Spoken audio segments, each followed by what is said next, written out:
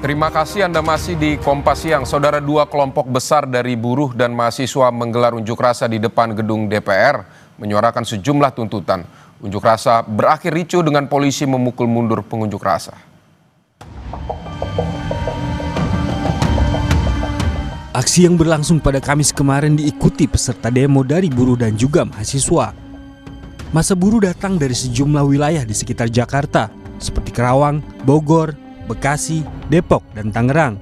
Massa buruh mengusung isu utama penghapusan sistem outsourcing dan juga tolak upah murah.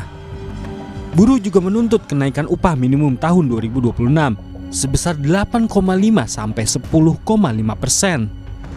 Untuk mengamankan unjuk rasa di depan gedung DPR, sebanyak 4.969 personel gabungan diterjunkan. Aksi hari ini aksi damai, tertib, tidak ada kekerasan. Kami akan menjaga aksi ini kondusif, karena ini adalah aksi aspirasi menyampaikan di DPR RI. Tuntutannya ada 6 isu. Yang pertama, kami beri nama gerakan Hostum, hapus outsourcing, tolak upah murah.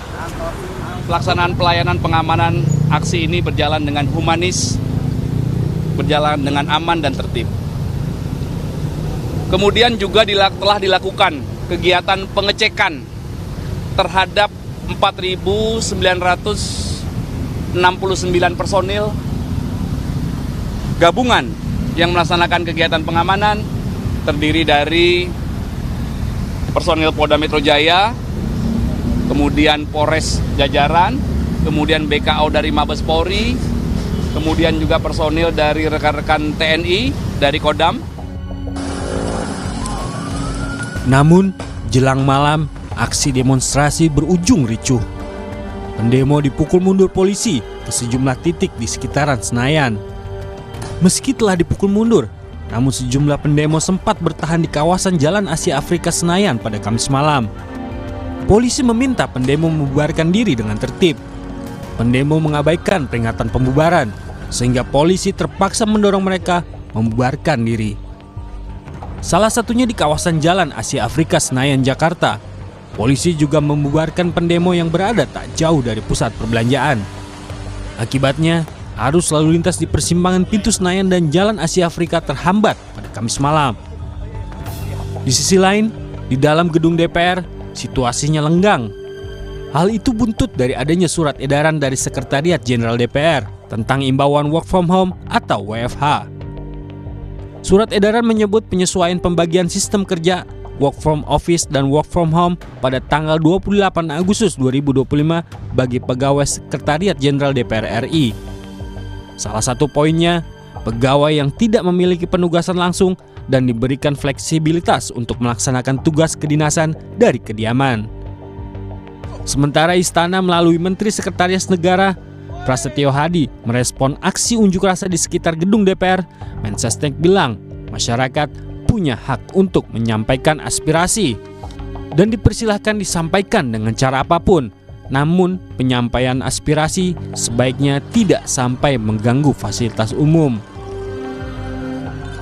Pertama-tama tentu sekali lagi kami atas nama pemerintah menghormati segala bentuk penyampaian aspirasi. Dalam hal ini kemarin tanggal 25 dan tanggal 28 hari ini menyampaikan aspirasi. Tentu kita menghormati, kalaupun melalui cara penyampaian aspirasi demo itu juga tidak masalah. Yang penting semangatnya kami semua berharap untuk kemudian tidak menimbulkan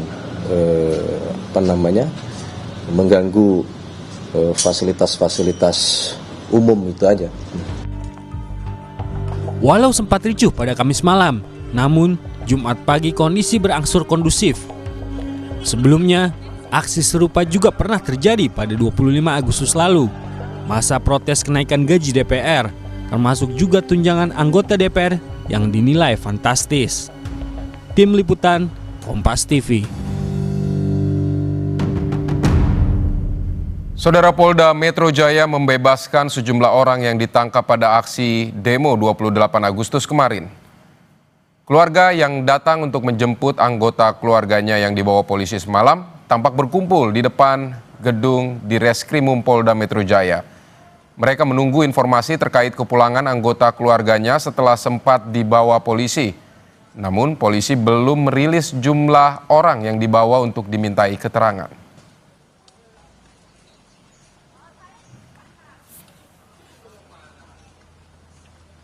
Saudara, pasca demo sejumlah orang dibawa ke Polda Metro Jaya untuk dimintai keterangan dan untuk memantau kondisi terkini. Kita akan bergabung dengan jurnalis Kompas TV, ada Renata Panggalo dan juga juru kamera Gahniar di Polda Metro Jaya. Renata, selamat siang. Jadi sudah berapa orang yang dipulangkan dan apa yang harus dibawa oleh keluarga yang ingin membawa pulang anggota keluarganya? Iya, Vidi, kami masih menunggu rilis resmi dari polisi terkait dengan berapa orang sebenarnya yang diringkus pada saat demonstrasi 28 Agustus kemarin dan berapa banyak dan siapa saja, apakah ini kalangan dewasa saja atau sebenarnya ada pelajar juga.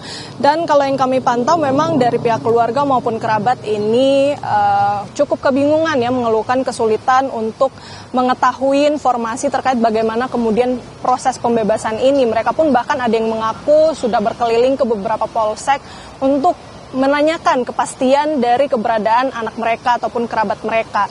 Dan baru saja kemudian ia mengetahui dan datang langsung ke Polda Metro Jaya untuk kemudian mengurus pemulangan atau pembebasan dari anak ataupun kerabat mereka.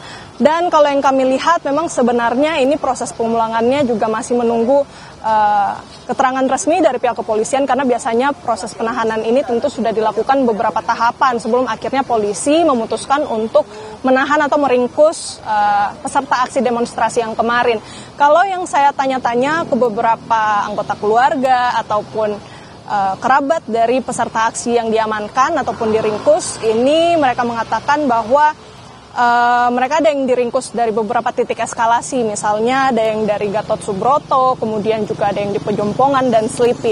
Jadi kami masih menunggu sebenarnya tahapan-tahapan apa yang dilakukan oleh polisi, apa yang kemudian menyebabkan mereka harus ditahan, dan apakah ada eskalasi lebih lanjut, apakah ada penetapan tersangka atau seperti apa sebenarnya proses penahanan ini ataupun peringkusan ini. Kalau dari berkaca dari beberapa peristiwa yang terjadi, misalnya pada tanggal 25 Agustus lalu, beberapa peserta aksi ini juga sempat diringkus, ada total sebanyak 351 orang, dan juga ada sebagian yang sudah dibebaskan berdasarkan keterangan dari polisi.